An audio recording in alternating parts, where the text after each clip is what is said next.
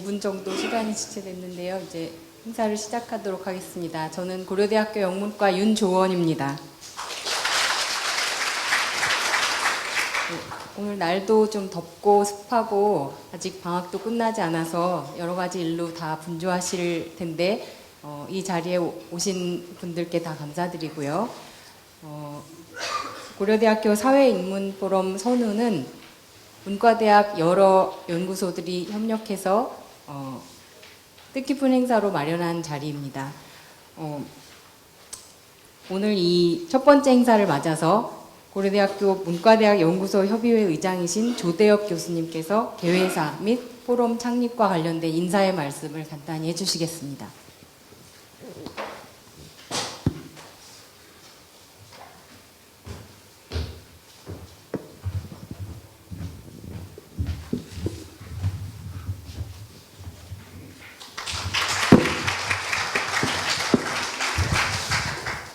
개강 준비에 바쁘실 텐데 이렇게 많이 참석해 주셔서 감사합니다. 작년 9월에 저희들 문과대학에 있는 20개 연구소가 결합을 해서 문과대학 연구소 협의회를 발족을 했습니다. 학내에서는 일종의 이 학문 분야 간, 인문학 분야 간 좀 이제 학제 간 연구, 상호 교류 이런 부분들을 증진시킨다는 목적이 있었고요. 그리고 대외적으로는 그동안 우리 문과대학이 누적시킨 인문학적 자원을 조금 더 대외적으로 외화시키는 과정도 갖고 내부적으로도 좀 다시 한번 축적시키는 작업들을 하고 이렇게 다목적적인 의미에서 문과대 연구소 협의회를 발족을 했습니다. 그래서 두 가지 일상적인 활동 이외에 두 가지 사업을 기획을 했었는데요. 하나는 순수하게 학술적 활동으로서 인문 비평 시리즈를 진행을 하고 있습니다. 이것은 인문학뿐만이 아니라 인근 학문 분야의 석학분들을 학문적 내용들을 좀 리뷰하고 공유하는 기회로 갖는 자리고요. 지금 오늘 이제 처음 출범하게 되는 사회인문포럼 선우를 기획을 했는데요. 이건 이제 그야말로 인문학이 대학 안에 갇혀 있지 말고 사회, 특히 제도 영역과의 좀 대화를 좀 하자 하는 취지에서 만들어졌습니다. 그래서 기본적으로 저희 문과대학에 소속되어 있는 20개 연구소들이 규합을 했습니다만은 이 취지와 의미는 훨씬 더 넓은 영역으로 공유를 하고자 합니다. 잘 아시겠습니다만은 지금 우리가 살고 있는 시대는 대단히 경쟁적이고 그리고 이기심과 탐욕이 과잉되는 이런 시대라고 할 수 있습니다. 생태계 파괴라든지 국가주의적인 이런 행태들이 확장되고 있고요. 이런 속에서 분쟁, 전쟁 이런 우려들도 대단히 높아가고 일종의 위험사회적 징후 같은 것이 이제 증대되는 시점인데 저희들은 이런 현실적 조건들을 그야말로 훨씬 더 인간적, 인문적 조건으로 전환시킬 수 있는 고민들은 어떤 지점에서 해야 될 것인가 이런 것들을 고민을 했습니다. 그래서 일종의 사회인문적 공공성을 확장시키고 사회인문적 소통을 증진시키고 사회인문적 성찰을 강화시키는 이런 장치로서 공론장으로서 사회인문 포럼 선우를 기획하게 됐습니다. 오늘 그 첫 번째 이제 시작을 하게 되는데요. 오늘 모신 한승원 변호사님, 이제 한 변호사님 모신 기본적인 이유는 지금 우리 시대의 가장 절박한 것이 무엇인가라는 것들에 대한 고민을 했었는데요. 기본적으로는 우리 사회뿐만 아니라 세계 질서 속에서 공공성이라고 하는 것이 대단히 위기적으로 되고 취약해지는데, 특히 공공성을 이루는 근간이라고 할 수 있는 법치의 문제라고 하는 것이 특히 우리 사회에서 위기적인 상황이 아닌가 하는 생각을 하게 됐습니다. 그래서 다들 잘 아시겠습니다만은 오랜 민주화 과정에서 우리 사회의 양심으로서, 법조계의 양심으로서 활동을 하셨던 한승헌 변호사님을 모시고 자리를 갖게 됐습니다. 그래서 오늘 아마 지금 바깥에는 뭐 어제부터 대학생들도 세월호 관련해가지고 특별법 관련해서 나서고 교수들도 나서고 하는 움직임이 있습니다만은, 과연 그런 뭐 말하자면은 유가족이라고 하는 시민들에게 협의의 장을 만들어내는 것이 과연 이 법치 내지는 사법 체계를 흔드는 일인가에서부터 오늘 다양한 논의들이 좀 개진이 될 것으로 그렇게 생각을 합니다. 그뿐만 아니라 훨씬 더 넓은 영역에서 우리 사회의 법치, 그리고 우리 시대의 법치에 대한 논의가, 좋은 논의가 진행될 것으로 생각합니다. 오늘을 출발로 해서 사회문포럼 선언은 점점 더 그 영역과 깊이를 확장해 나가도록 그렇게 하겠습니다. 오늘 참석해 주신 많은 분들께 감사를 드리고요. 이 선언가 진행되는 동안 지속적인 이 격려를 부탁드리겠습니다. 앞에서 말씀드렸습니다만 우리 문과대학 20개 연구소가 결합이 돼서 문대협의회가 만들어졌는데요. 오늘 제가 지금 얼핏 보니까 각 연구소의 소장님들께서도 많이 참석을 해 주신 것 같습니다. 우선 조금 이따가 패널에 대한 소개가 있으시겠습니다만, 우선 교수님들 잠깐 제가 좀 거명을 드리는 것이 예의일 것 같아가지고 패널 선생님들을 제외하고 우선 행동과학연구소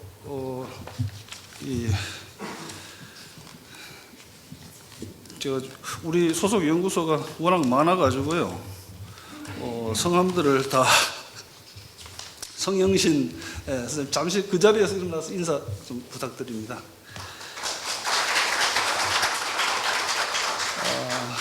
그리고 장하성 선생님 참석을 하셨는데 잠시 인사 부탁드리겠습니다. 김원종 선생님, 사회학과 윤인진 선생님 잠깐 인사드리시죠. 예. 또 권정혜 소장님, 예.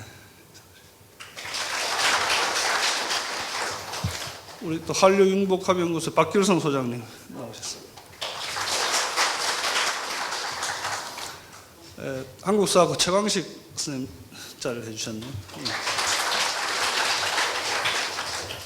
러시아 CIS 연구소의 김진규 소장님. 그 뒤에 권혁준 선생님도 잠깐 인사하시죠. 중문학과에 사회학과 김수환 교수님. 서문학과 송상기 선생님.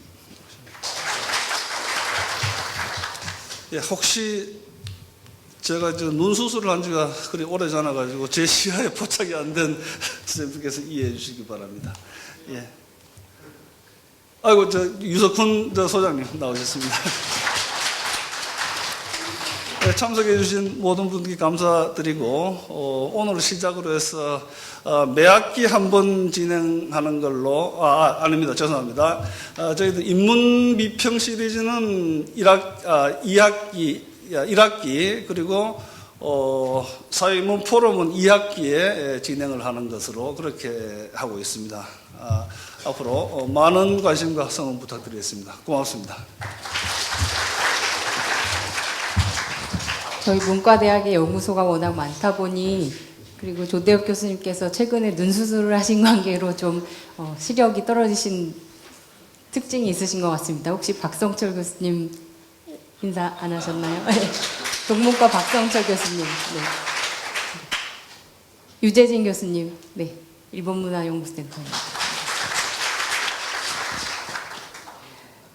이 자리를 또 축하해 주시기 위해서 염재호 부총장님께서 바쁜 일정 중에도 여기 와주셨습니다.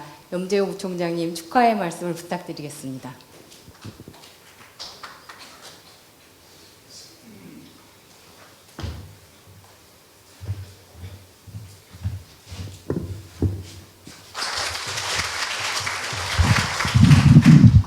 네, 반갑습니다. 원래 총장님께서 아마 나오셔서 축사의 말씀을 해주셔야 되는데 일정상 제가 대신 나오게 되는 것을 양해 말씀드립니다.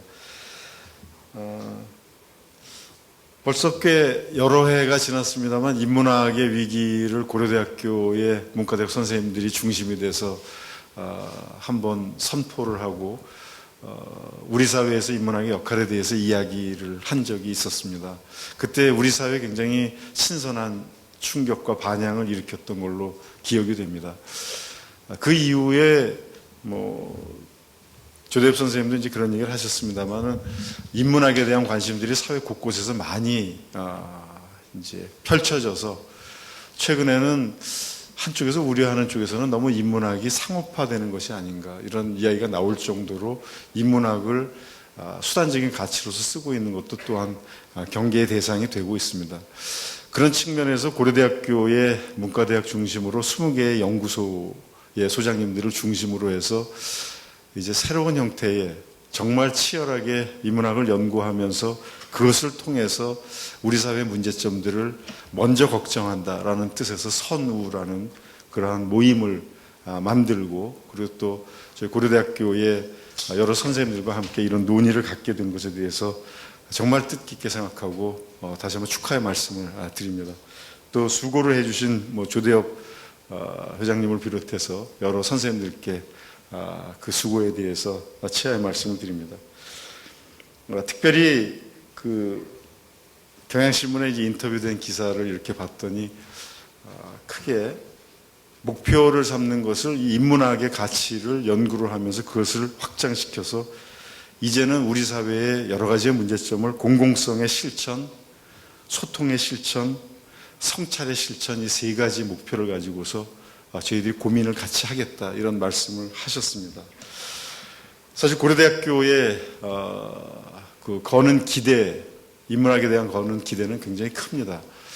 잘 아시는 대로 저희 문과대학이 우리 사회에서 역할을 해왔던 그 중요한 시대적인 사명들이 있었고 시기마다 선생님들과 그리고 학생들 그리고 또 모든 우리 고려대학교 구성원들이 의미 있는 화두들을 던지고 그리고 또 문제 해결 방식을 제시했던 것에 대해서 굉장히 뜻깊게 생각을 하면서 다시 한번 지금 이 시점에서 우리 사회가 굉장히 복잡하고 다원화되고 그리고 또 소통이 부재하다고 하고 고민하지 않고 그리고 또 공공성에 대한 개념이 실추되어 있는 이러한 때에 여러분들이 같이 모여서 이런 논의를 한다는 것에 대해서는 굉장히 고려대학교 자체로서 자랑스럽게 생각을 합니다. 특별히 오늘은 사회인문포럼 선후의 첫 번째 자리로서 법치와 정의 대한민국을 진단한다라는 주제로 한승원 변호사님을 모시고 저희가 이야기를 듣게 됐고 또 패널 토론을 한다는 것에 대해서도 굉장히 뜻깊게 생각합니다. 대부분 저희와 같은 70년대 세대는 유신의 암울한 시대 때 한승원 선생님은 저희들의 어떤 사표와 같은 그런 역할을 해주셨던 분이셨고 또 오랜 기간 동안 우리나라 법조계에서 존경받는 법조인으로서 우리 사회의 정의와 인권에 대해서 이야기를 하셨던 분이기 때문에 그 첫 번째 장을 한 변호사님을 모시고서 저희가 이야기를 듣는 것은 굉장히 의미 깊다라고 생각을 합니다. 아무쪼록 그 인문학 고려대학교 문과대학의 연구소들이 중심돼서 펼쳐지는 이와 같은 논의들이 21세기에 방향을 잘 잡지 못하는 우리 사회에 있어서 또 너무나 빨리 압축 성장하는 과정 속에서 우리 자신을 성찰해 보지 못한 이러한 가운데에서 뜻깊은 화두를 제공하고 그리고 또 논의가 이루어졌으면 하는 마음이 큽니다. 아무쪼록 앞으로도 고려대학교 문과대학의 20개의 연구소가 이 포럼뿐만 아니라 다양한 활동들을 통하여서 우리 사회에 커다란 지표 또는 방향을 제시해주는 그런 기관들이 되시길 바라고, 다시 한번 이 일을 위해서 수고해 주신 여러 선생님들께 감사의 말씀과 함께 축하의 말씀드립니다. 대단히 감사합니다.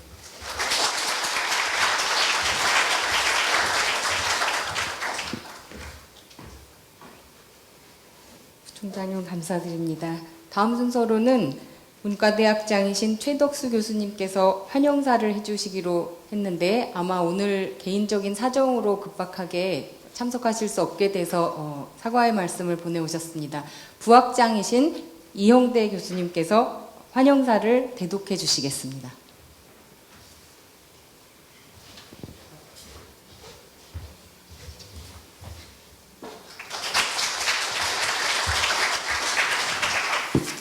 예, 학장님께서 직접 나오셔서 인사드렸어야 했는데 담석 제거 수술로 지금 입원 중이십니다. 그래서 제가 환영사를 대독하겠습니다.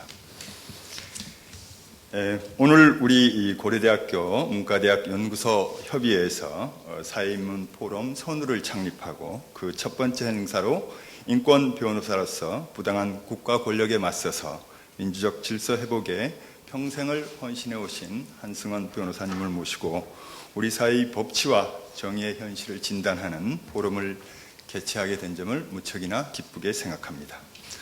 작년 봄 우리 문과대학 교수들은 교수 연찬회를 통해서 시민들의 민주적 가치 함양을 위한 사회적 공공재로서의 인문학의 역할 증진과 사회인문학의 필요성에 대해서 깊이 공감한 바 있습니다.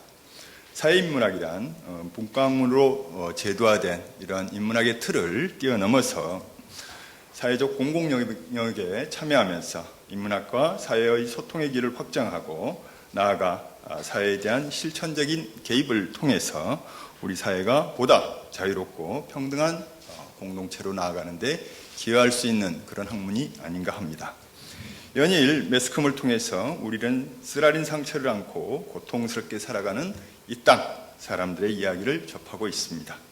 사회인문학의 길은 이러한 절망스러운 인간 현실의 문제를 회피하지 않고 정면으로 대응하면서 누군가의 얘기처럼 인간 현존의 노고를 덜어주는 데 기여할 수 있는 학문이어야 한다고 봅니다.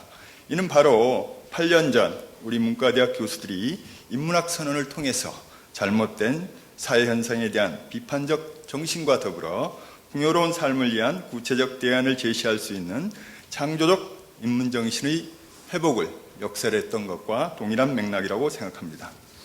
오늘 우리 문과대학 연구소 협의회에서 개최하는 이 첫 번째 사회인문 포럼이 인문학 본연의 성찰성, 공공성, 비판성을 바탕으로 우리 사회에서 억압받는 삶들을 보듬고 사회적 공공성의 회복과 더불어 더 나은 미래적 비전을 창출할 수 있는 계기가 되기를 희망합니다. 끝으로 귀한 시간을 내어 연사로 참여해 주신 한승원 변호사님, 그리고 패널의 역할을 맡아주신 정태원 교수님, 이승환 교수님, 하태현 교수님, 김균 교수님, 권보들 교수님, 자장을 맡아주신 연구소 협의회 조대엽 의장님, 진행을 담당하신 윤조원 총무님, 축사로서 자리를 빛내주신 염재우 부총장님, 특별히 이 행사를 후원해 주신 일본연구센터의 유재진 소장님, 그리고 참여해 주신 네 기빈, 그리고 모든 청중 여러분께 깊이 감사를 드립니다. 감사합니다.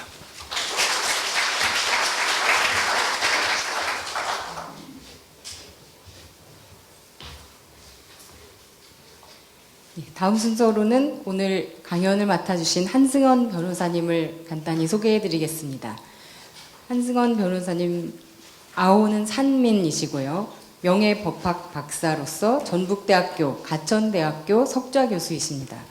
전북 진안에서 태어나 전주고와 전북대를 나오셨고요. 고등고시 사법과에 합격하시고 검사 생활을 거쳐 변호사로 전신하신 후에 독재정권 아래서 탄압을 받는 양심수, 시국사범의 변호와 민주화, 인권운동에 힘을 쓰셨습니다. 필화 사건과 김대중 내란 음모 사건으로 2번에 걸쳐서 옥고를 치르셨고 변호사 자격 박탈 8년 만에 복권하셔서 변호사 활동을 재개하셨고 필화 사건을 포함한 시국 사건의 변호를 계속하셨습니다. 국제 엠네스티 한국 지부 전무이사, 한국 기독교 교회 협의회 인권위원, 동학농민혁명기념사업회 이사장, 방송위원회 위원, 언론중재위원회 위원, 저작권 심의조정위원회 위원, 헌법재판소 자문위원, 감사원장, 사회복지공동모금회 회장, 대통령 통일고문, 사법제도개혁추진위원회 위원장 등의 직분을 맡아서 일하셨습니다. 중앙대학교, 서강대, 연세대, 가천대 등에서 저작권법을 강의하셨고요. 저서로는 위장시대의 증언, 정치재판의 현장, 한승원 변호사 변론사건실록, 분단시대의 법정 등 40여 권이 있습니다. 노숙과 산민객담 시리즈로 유머산책, 유머기행, 유머수첩이 그중에 포함되어 있습니다. 수많은 수상 경력이 있으신데요. 인재인성대상, 정일형, 이태영 자유민주상, 중앙대 언론문화상, 한국인권문제연구소 인권상, 임창순 학술상, 단재상 등을 수상하셨습니다. 간단히 이렇게 소개를 해드렸는데요. 직접 모시고 말씀을 듣는 것보다 더 좋은 소개가 없겠죠. 선생님 모시고 말씀을 들어보도록 하겠습니다. 어디로 앉으시죠? 네. 지금?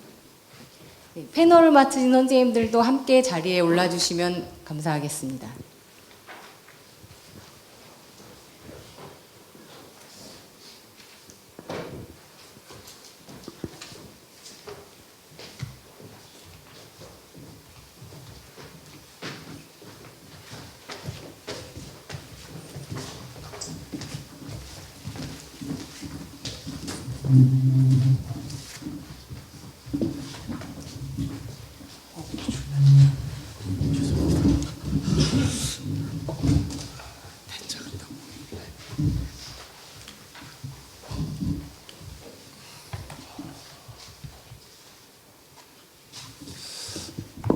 예, 윤종원 선생님 고생하셨습니다.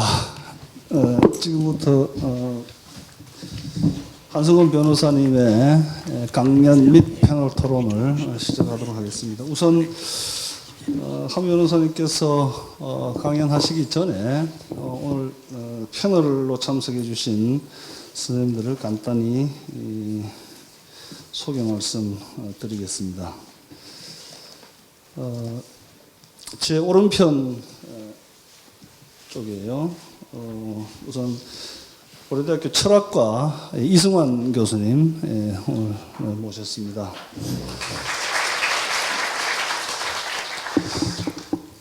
패널 선생님들의 이 화려한 이 양력, 학력 이런 부분들은 여러분들이 가지고 계신 자료집에 지금 상세하게 나와 있습니다. 시간 관계상 참고해 주시기를 바랍니다. 이승환 교수님 옆에 우리 경제학과의 김균 교수님 나와주셨습니다. 제 왼쪽에 바로 한국사학과의 정태원 교수님 있습니다. 정태원 선생님 곁에 고려대학교 법학전문대학원의 하태훈 교수님, 국문학과의 권보드레 교수님. 그럼 지금부터 한승원 변호사님의 강연을 듣고 패널 토론에 들어가도록 하겠습니다. 전체 진행 방식은 한 변호사님의 강연을 듣고요. 지금 참석해 주신 패널당 한 10분 정도 시간이 배정이 됩니다. 그래서 패널 한 분께서 각자 배정되신 10분 시간을 충분히 활용하셔가지고 한 변호사님과 대체로 지금 자료집에 큰 주제들이 구분되어 있습니다만은 그 주제와 더불어 우리가 공유하고 싶은 한 변호사님을 통해서 공유하고 싶은 내용들을 자유롭게 10분 동안 질의해 주시고 답을 받으시고 시간이 허락되는 대로 또 질의해 주시고 가능할 걸로 생각합니다. 그러면 한 변호사님 강연 먼저 듣도록 하겠습니다.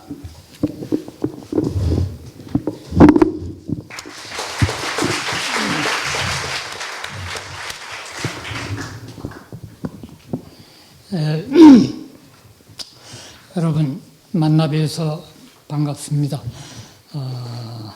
오늘 첫 번째로 여는 그 사회인문 포럼에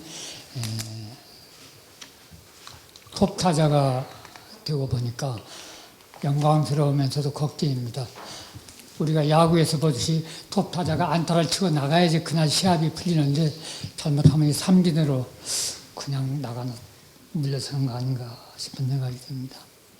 예, 조대익 교수님께서 저한테 이제 오늘 이런 발표를 좀 해달라고 했을 때 마음으로 퍽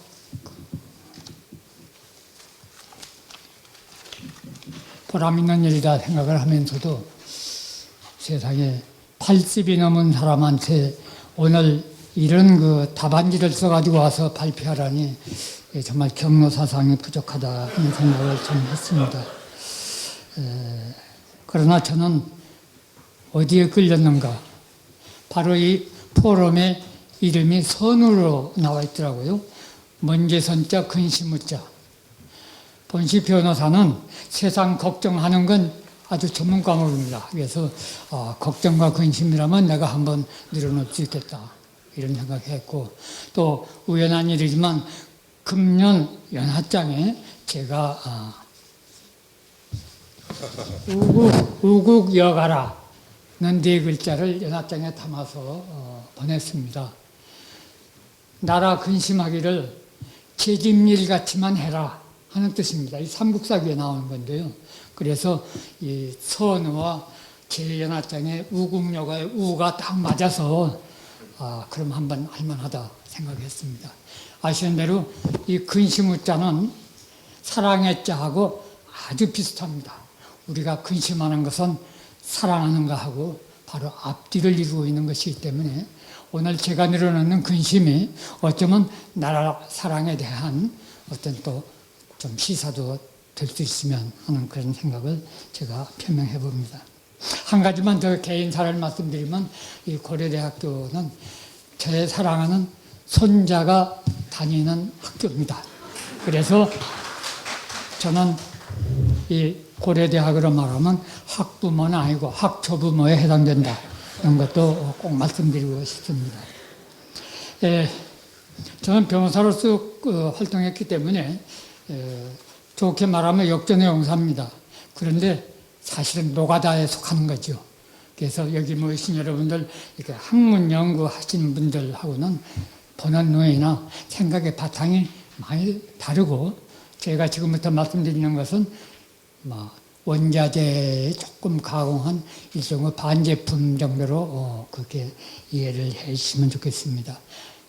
또 페이퍼라고 만들었는데 문체도 보시면 이것도 저것도 아닌 거 퓨전, 음식의 퓨전은 인기가 있는데 과연 이런 퓨전을 갖고 나온 것은 과연 내가 잘한 일인가 라는 그런 또 자괴심도 버릴 수가 없었습니다. 시간의 제약이 있기 때문에 제가 대충 말씀드리고 건너뛰고 그러다 보니까 이제 예증도 못하고 부연도 못하고 여러 가지 음식처럼 이렇게 뒤집고 해야지 참치 맛도 나고 그 진미가 나는데 그런 과정을 어떻게 오늘은 다 누릴 수가 없는 것 같습니다. 준비된 페이퍼에 의해서 대충 말씀을 드리겠습니다. 우리 헌법이나 실정법 어디에도 법치주의라는 딱 이런 말은 없습니다. 마치 저작권에서 제일 문제가 된 표절이라는 용어가 저작권법에 없는 것 같죠. 그런 용어는 없지만은 여러 가지 그 이념이라든가 이런 데 비춰보면 우리 민주공화국의 근본 이념이 따지고 보면 법치주의다. 이렇게 말할 수 있습니다. 그래서 모두들 법치주의 하는데 그 중에도 특히 지배자 아니면 통치자 이런 사람들은 법치주의란 말을 입에 잘 올립니다. 그것은 국민들에 대해서 법을 지키라고 훈법을 중시하는 뜻으로 지배자들은 법치주의를 내세웁니다. 그러나 법치주의라는 건 특히 근대의 법치주의는 하향적인 지배를 본질로 하는 건 아니고 오히려 상향적인 견제, 주권자인 국민이나 그 밖의 사회 세력이 지배자를 향해서 당신도 법의 제약을 받고 법의 절차에 따라서만 다스려야 한다라는 상향적인 견제가 본질인 것입니다.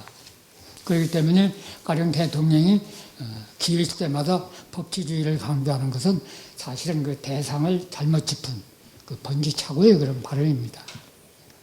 그런데 우리는 그걸 당연한 걸로 알고 누구도 법치라는 것은 상향적인 의미가 강하지 하향적인 그런 훈시는 그건 본질은 아니다 라는 말을 하지 않습니다. 이상하게도 정치인도 안 하고 언론도 안 하고 그리고 학자들도 별로 강조를 하지 않습니다. 그래서 저는 그러한 그 치자 내지 지배자들이 들먹이는 법치주의라는 것은 근대적인 의미의 법치주의하고 관계가 없거나 그에 어긋나는 하나 오해다 또는 왜곡이다 라는 말씀으로부터 오늘 이 논의를 시작해 보고자 합니다. 아시는 대로 발전적으로 볼 때 법이라는 것은 물론 치자의 의사, 치자의 이익을 위해서 어떤 강제 기본으로서 등장시킨 것인데 적어도 근대 이후에는 그와는 다르죠. 즉 지배자의 이익과 편의를 위해서가 아니라 피지배자인 국민의 권리 보장을 주안으로 삼는 그런 것을 이념으로 해서 정립이 된 것입니다. 아까 말씀드린 대로 하향적 지배 기능이 아닌 상향적인 견제. 이것이 이념의 바탕입니다. 그렇기 때문에 민주체제 하에서는 지배자의 준법이 우선해야 되고 억압체제 하에서는 피지배자인 국민의 준법만 자꾸 들먹이게 된다. 이렇게 말할 수 있습니다. 그런데 법치주의는 정말 중요한 건데 법치주의의 정당성은 우선 법의 정당성이 전제가 되어야 하죠. 그 법의 정당성 중에는 첫째로 그 법의 생성 과정, 성립 단계의 정당성이 중요하다. 이렇게 말할 수 있습니다. 성립 과정에서 절차적 정당성이라는 것은 말하자면 입법권이 있는 기관에서 법이 나와야 되죠. 당연한데 왜 이걸 적었느냐. 사실 우리 헌정사를 보면 입법권이 전혀 없는 이상한 기관에서 법이라는 이름으로 나와서 규범 행태를 한 게 있기 때문입니다. 그런 것은 입법권이 있는 기관에서 또는 날치기 등 절차상 흠결을 범하지 않은 다시 말해서 변칙입법이 아니하고 심지어는 의결정적수 미달도 사사오입으로 해서 이제 개헌정적수라고 한 이런 성립 과정의 흠이 없어야 되는 거고 또 지금까지 것은 일종의 그 형식적인 법치주의 충족 요건입니다. 그 다음에는 이제 법의 내용, 예컨대 국민의 기본권의 제약 사유를 무시한 그런 헌법상 그 기본권 제약의 데드라인을 무시한 그런 이제 법률이 나와서는 이것은 실질적인 법치주의를 충족시키지 못하는 것이다. 이렇게 말할 수 있습니다. 우리는 48년 대한민국 정부 수립 후에 9번 개헌을 했는데 처음에는 집권자의 그 장기 집권을 노린 그런 그 통치저항, 권력저항을 개헌의 그 표적으로 삼았는데 그런 그 권력에 대한 저항이 심해지니까 이젠 그 저항 세력인 국민의 기본권을 제약하는 쪽으로 기본권 조약이 이제 개혁이 된 이런 역사를 가지고 있습니다. 법치주의와 함께 그 기회를 같이 하는 것 중에서 법의 지배라 하는 말 여러분 들어보셨죠? 법의 지배는 사람, 지배자 한 사람의 의사에 의해서가 아니라 법에 의해서 지배하라라는 것으로 설명이 됩니다. 이것은 집권자를 정점으로 하는 공권력 행사가 반드시 법에 근거해서 그 한계와 절차를 따라야 한다는 것입니다. 그러니까 이것도 상향적인 권력 견제 기능을 본질로 하는 점에서 법치주의와 상통하는 것입니다. 여기서 법은 역시 성문법이죠. 그래서 허용과 금지의 내용, 한계를 미리 실정법으로 정해가지고 그거에 의해서 국가 운영하는 것이 법치주의다. 이렇게 볼 때 법실증주의는 법치주의와 상당히 맞아떨어집니다. 그런데 이제 그러면 법으로 정한 그 규범에 의해서만 국가 운영을 한다 하니까 어떤 형식, 즉 어떤 과정을 거치든 간에 의회가 법이라는 이름으로 이렇게 통과만 시키면 다 법이다 하는 지정법 지상주의가 이제 나타나가지고 결국 법치주의가 오히려 법실증주의가 오히려 법치주의의 올바른 그런 그 발전을 가로막는 이런 현상이 생깁니다. 여러분 잘 아시는 독일의 바이마르 헌법, 그 좋은 헌법 아래서 히틀러가 그야말로 합법적으로 독재를 할 수 있었죠. 거기에 좀 인명을 그렇게 살상하는 생명훼멸법이나 그 밖에 국민의 생명과 자유를 맘대로 박탈하는 그런 법이 독일 의회에서 절차적인 그런 그 적법성을 갖추고 생성이 된 겁니다. 그래서 법질주의만 믿어서는 안 되겠다. 이젠 정말 그 정당한 법, 내용으로 정의에 합치되는 그런 법이 나와야 된다 해서 법의 지배도 그냥 형식적 의미의 법이 아니라 실질적인 의미의 법, 실질적인 정당성을 갖는 그런 법의 지배를 말하는 것이다. 이렇게 이제 생각이 있습니다. 그런데 세상의 법에는 입법자가 법을 통해서 실현시키고자 하는 어떤 가치, 다시 말해서 그 법으로 실현하고자 하는 법 내재적 정의.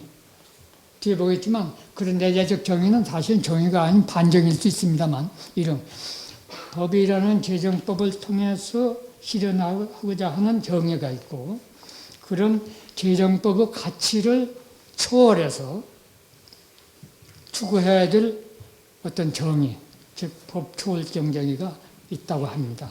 그런데 이 법내재적 정의와 법초월적 정의가 항상 일치하면 참 좋은데 그게 종종 어긋날 뿐 아니라 그 어긋남이 너무 심하게 되면 역시 법 내재적인 정의는 정의의 일종이 아니라 정의의 변형이 아니라 바로 반정이라 정의에 반하는 것이다.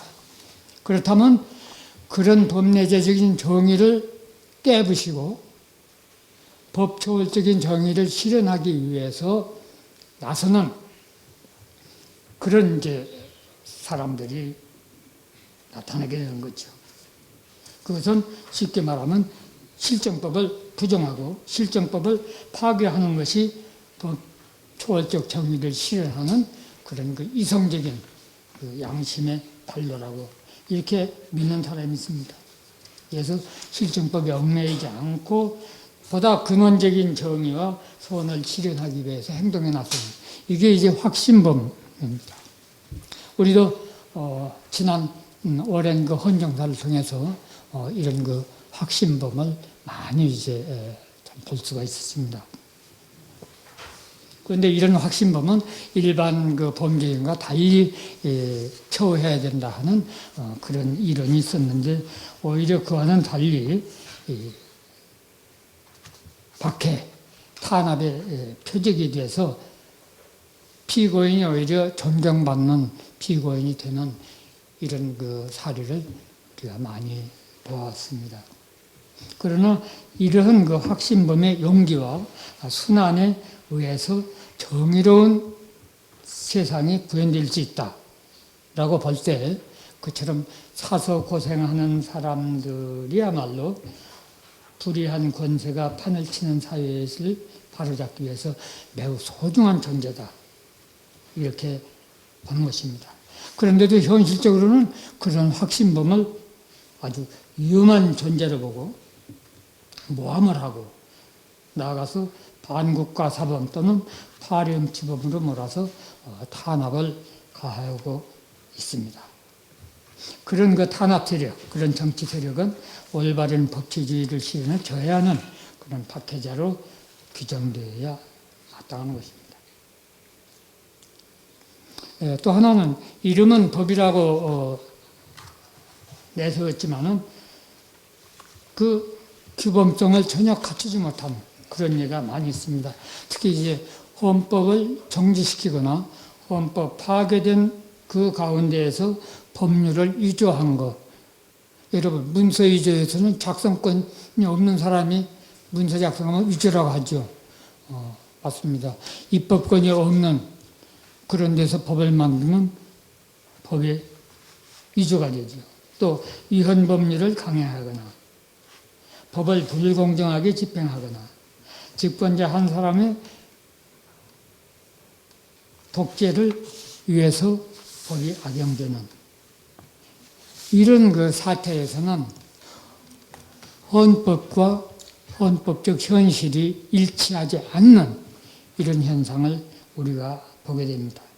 이런 그 불일치의 정도가 심하면 헌법과 헌법적 현실의 불일치가 심하면 그 심한 정도에 따라서 이렇게 구분한 학자가 있습니다.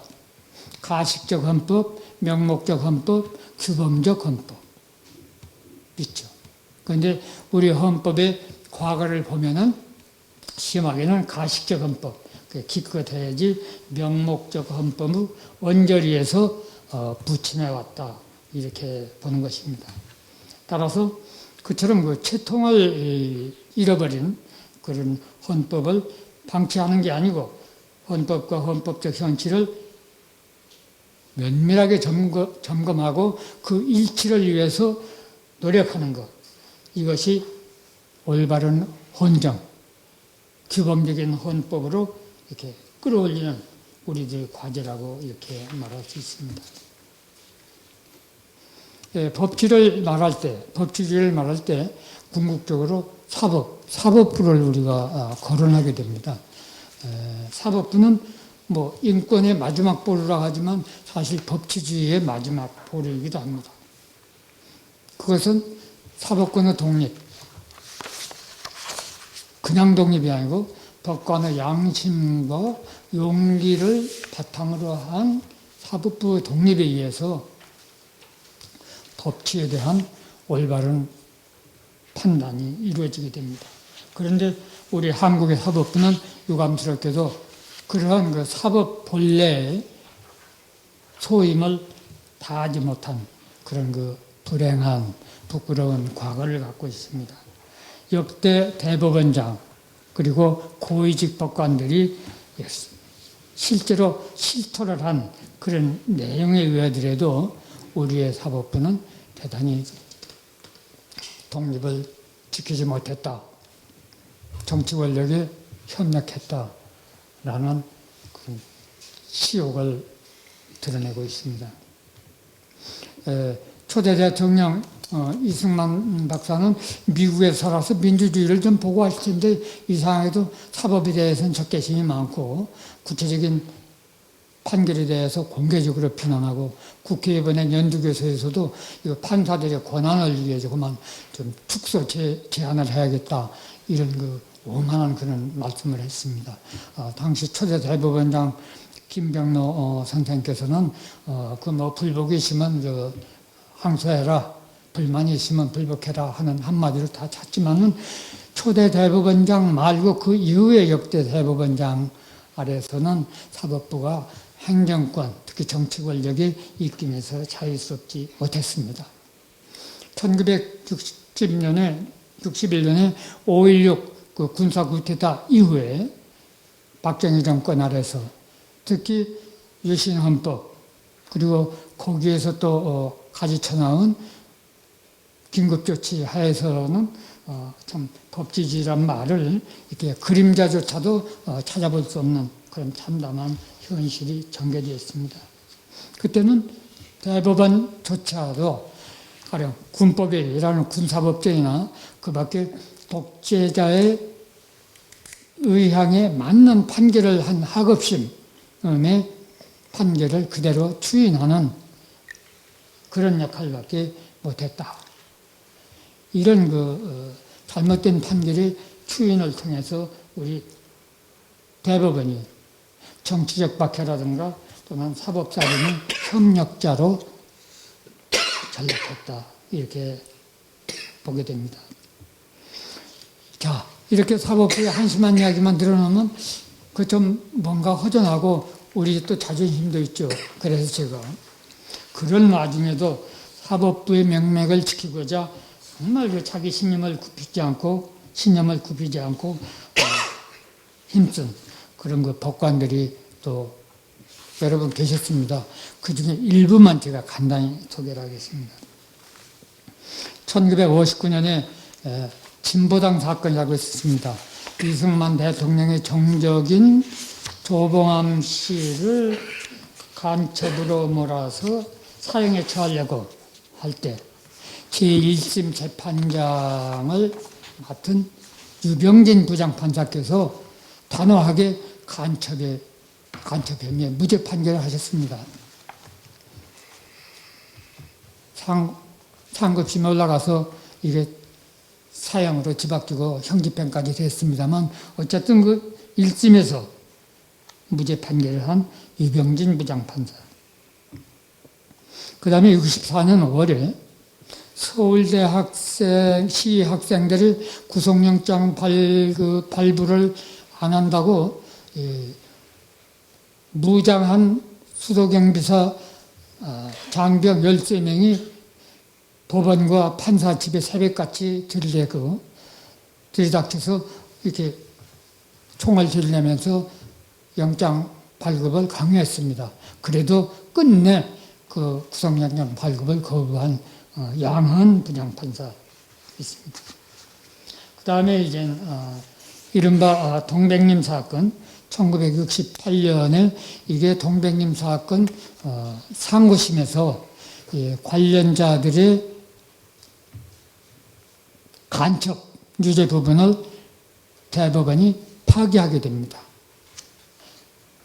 그대로선 매우 어려운 일이었죠.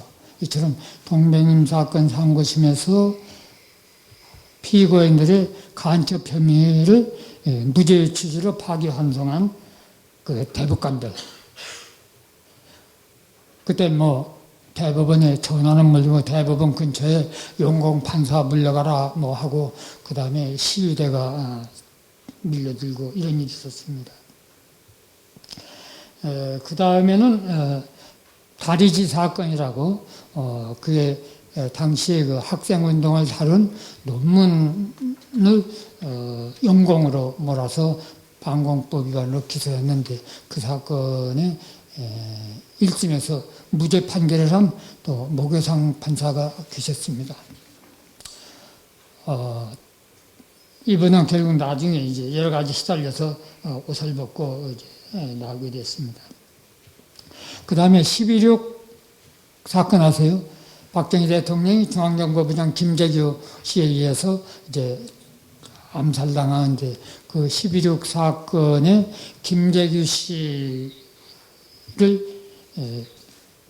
유죄로 국가 목적 살인으로 유죄로 판단했는데 대법원에서 그냥 살인은 몰라도 국가 목적 살인, 내란 목적 살인은 인정할 수 없다라고 하는 소수 의견을 낸 대법관님들 계십니다. 이 대법관 중 일부는 보안사에 끌려가서 정말 죽도록 얻어맞고 그 중에 한 분은 제가 우리 동네 사셨기 때문에 그 상처까지 본 일이 있는데 이렇게 해서 우리 사법의 명맥 그리고 사법의 독립을 지키려고 애쓴 분들이 계셨다는 거 우리는 잊어서는 안 됩니다. 또 한 3번, 71년, 88년, 93년 3번에 걸쳐서 사법파동이 있었는데 현직 법관의 몸으로 당시에 사법권 유린에 공개적으로 제한하고 공개적으로 저항하고 어떤 집단 행동을 취한 것은 대단히 기억할 만한 일이다. 이렇게 보는 것입니다. 사법부의 수장이라든가 관련 법관들의 말을 빌리자면은 정치 권력이 사법에 간섭하는 그런 여러 가지 핑계 중에 하나가 국가 안보 그리고 분단 사항을 내세웠다고 이렇게 나오고 있습니다. 이런 반부가적 사건에 대한 법원의 그릇된 유죄 판결은 좀 시일이 걸린 뒤입니다만 몇십 년 후에 민주정부가 수립되고 거기에서 이루어진 특별법이나 그 밖에 과거사 진상조사에 의해서 재심으로 전부 무죄 선고가 됐습니다. 전부는 아니지만 많은 사건이 무죄로 선고됐습니다. 이 점을 보더라도 이건 우리가 과거에 정치 권력에 의해서 사법부가 얼마나 오판을 많이 했는가 하는 것을 알 수가 있습니다. 사법부의 독립과 관련해서 말씀드리고 싶은 것은 사법부의 독립이 87년 6월 항쟁 이후에는 정치 권력이 공개적으로 그게 노골적으로 사법권에 간섭을 해서 말썽된 예가 별로 안 드러났습니다. 그러면 이 정도의 사법권의 독립 내지 정치 권력의 불간섭이라는 것은 법관의 용기에 의해서 실현된 것이 아니고 국민들의 저항에 의해서 더 구체적으로 말하면 사법부가 죄인이라고 해서 징역 보낸 그 피고인들의 헌신과 순환에 의해서 사법부 독립이 쟁취된 겁니다. 대단히 역설적이고 민망한 일입니다.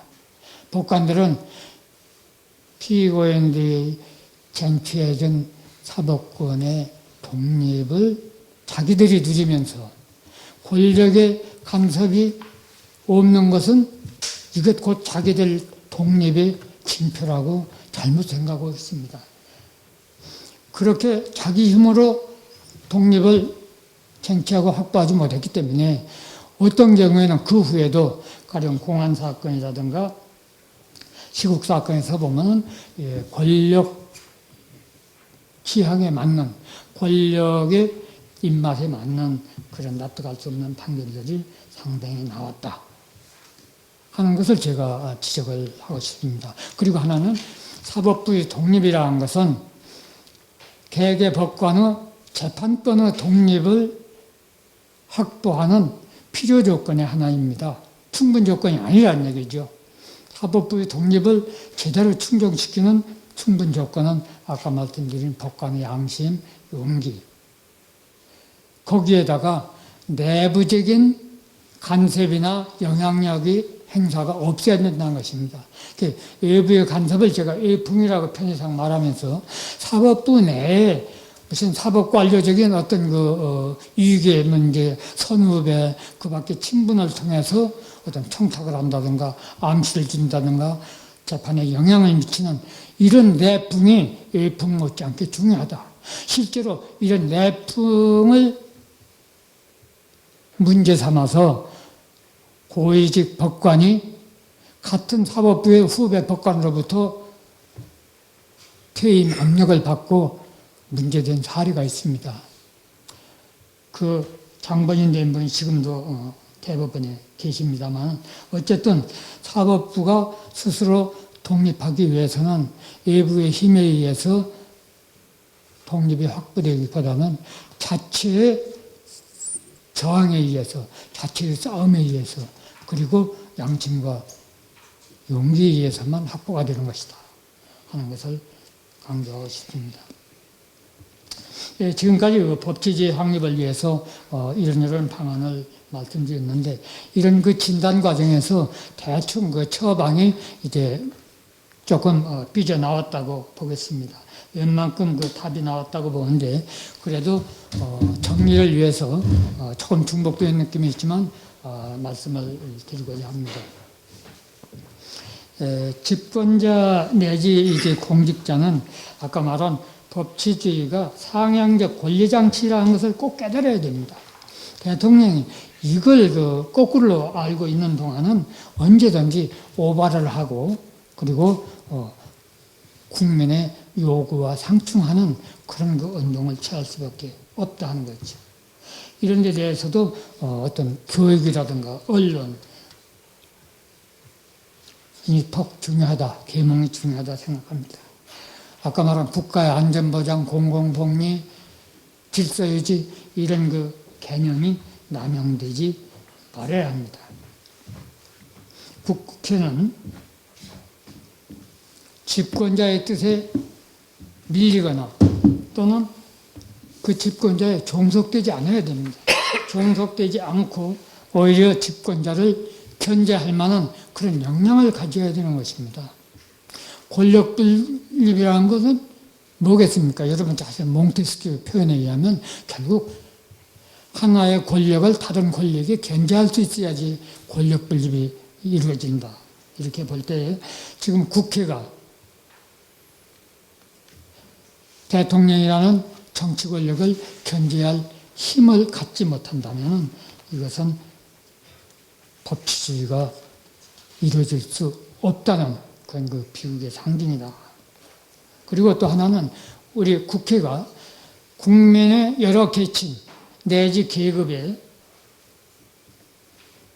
이익을 고루 이렇게 수렴하고 그걸 입법, 그 밖에 국정에 반영할 수 있는 그런 국회가 돼야 하는 거죠. 다시 말해서 그 구성이 여러 계층 내지 계급의 이익을 대변할 수 있도록 구성이 돼야 하는데 지금 그러지 못하죠. 특히 소수 세력이나 소외 계층의 이익을 입법적으로 보장할 수 있을 만큼 국회의 구성이 다양화되어야 한다 하는 것이죠. 행정부는 역시 검찰에서 그 독립성과 중립성을 고수해야 됩니다. 집권 세력의 이해가 걸린 사건에서 공정성을 잊지 말아야 된다는 것이죠. 표적 수사, 원피 수사 또는 형평을 잃은 사건 처리로 정권에 충성하는 그냥 도구적 존재로 전락해서는 안 된다. 그리고 권위의식, 정실, 부패, 유착 등으로 국민의 분노를 사는 일이 없어야 한다는 것이고, 정보기관은 누누이 모두 강조한 대로 본래의 임무를 일탈하지 말아야 한다. 그리고 어떤 형태로든 견제되지 않는 권력으로 행세해서는 안 된다는 것입니다. 사법부는 지금까지 그 독재 권력에 휘둘렸던 치욕스러운 과거를 재현하지 말아야 하는 것이다. 그래서 국민의 투쟁과 순환 위에서 쟁취된 사법이라는 점을 명심해 줘야 한다. 권력 무간섭의 반사적 현상하고 사법권 독립의 수호를 혼동하지 말아야 한다. 외부 간섭 등 외풍을 차단해야 함은 물론이고 법원 내부의 간섭이나 청탁, 영향력 등 내풍을 경계해야 된다. 아까 말씀드렸습니다. 그리고 대법원의 구성이 특정의 경력, 특정의 학벌 또는 성향, 지역 등에 편향되지 않아야 됩니다. 다원화되어야 되지요. 특히 정책법원을 지향하는 최고법원이라면 더욱이나 그렇게 해야 됩니다. 수구적 성향을 법적 안정성을 기하는 길이라고 이렇게 잘못 알고 있는 경우가 있습니다. 그런 혼동과 오해를 피해야 되고 나아가서 사법 적극주의와 정책법원의 지향점을 살려나가야 됩니다. 정치의 사법화가 사법의 정치화로 감염되지 않도록 분별력을 갖춰야 합니다. 대법원이 지금까지처럼 권리 구제 기능까지 담당하는 이상 대법관의 증언에 인색해서는 안 됩니다. 지금 우리나라 대법원이 1년에 36,000건이 상고 사건이 있다고 그러는데 그걸 지금 14분의 대법관들이 하면서 막 경무에 시달린다고 하고 몇 년 후에 판결을 해서 정원을 좀 그럼 늘립시다 그러면 그건 대법관이 펄쩍 뜁니다. 이유는 이게 정책법원으로 하고 별도 상고법원을 두던지 떼줘야지 이거 어차피 대법관 늘려서는 안 된다고 말하는데 저는 거기에 대해서 좀 다른 내심이 있다고 이렇게 생각하는 사람이거든요. 그래서 대법관 증언은 그렇게 인색하게 수를 늘리면 대법관 권위가 없어지는 걸로 막 이런 생각은 버렸으면 좋겠다는 거죠.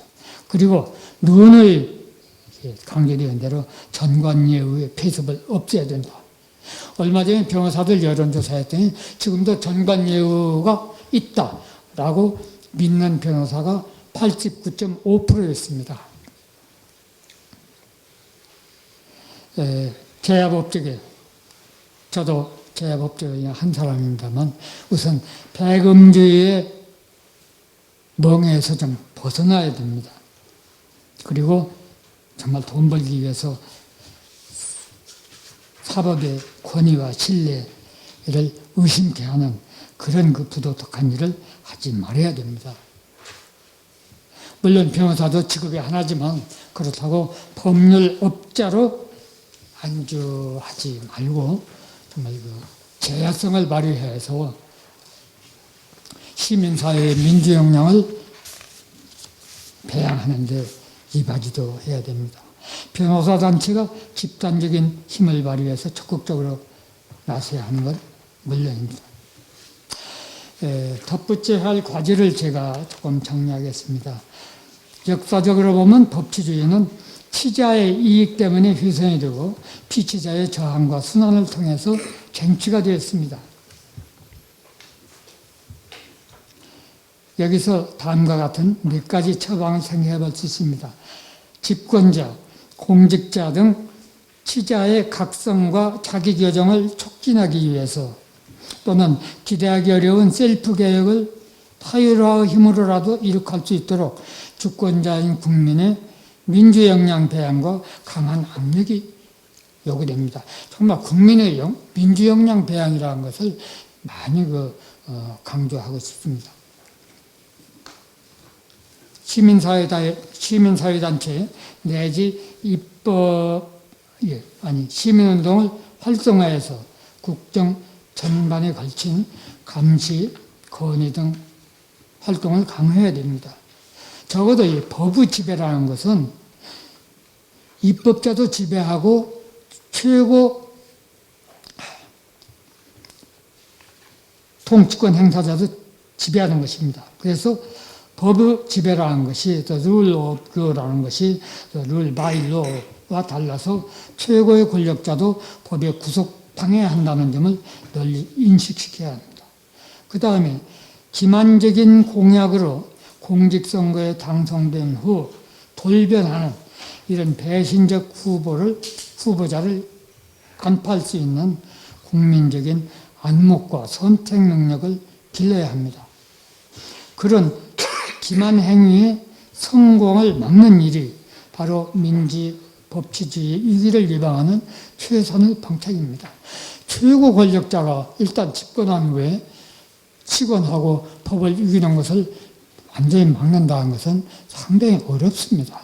그러니까 그런 당선된 후에 딴소리하는 배신적인 그런 후보자를 미리 간파하고 표를 주지 않는 국민들의 안목이 필요하다라는 것을 제가 말씀드리고 싶습니다. 법과 원칙을 내세우는 것은 불관용의 뜻으로 이해가 됩니다.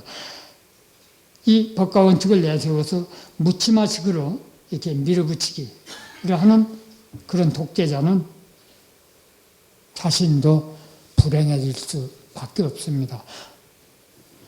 역사가 그걸 보란 듯이 다 증명하고 있지 않습니까?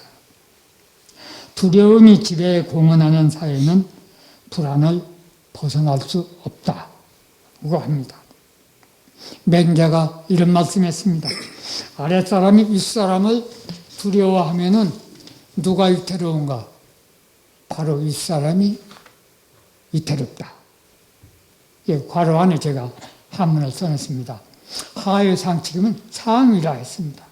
위정자는 자신의 준법을 신조로 삼아서 올바른 법치를 펴나가는 것, 이것이 그런 사항이 우리사람이 직면하는 위험을 비껴갈 수 있는 왕도라는 것을 깨달아야 합니다. 아울러 우리 국민이 하회상, 윗사람을 두려워하는 이런 데서 벗어나가지고 지배자를 향하여 엄하게 준법을 요구하고 문책을 하는 것이 건강한 법치주의의 착근을 위해서 우리 주권자가 다해야 될 책무다라는 것도 잊지 말아야 된다고 생각합니다. 경청해 주셔서 감사합니다.